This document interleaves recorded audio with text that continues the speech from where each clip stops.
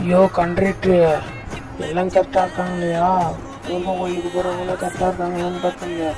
அப்புறம் பாதி தூரத்தில் வந்து இவங்கள விட்டு வந்தாச்சு அவங்கள விட்டு வந்தாச்சுன்னு சொல்லக்கூடாது.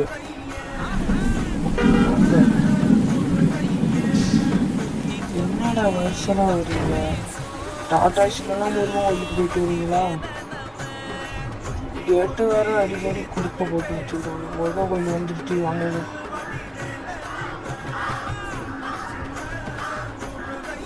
எவ்வளோ பெருசாக இருக்குது சாமி முருகன். மழை வேற சரிந்த மழை ஒழுங்குது. ஓட்டே இல்லை வண்டி.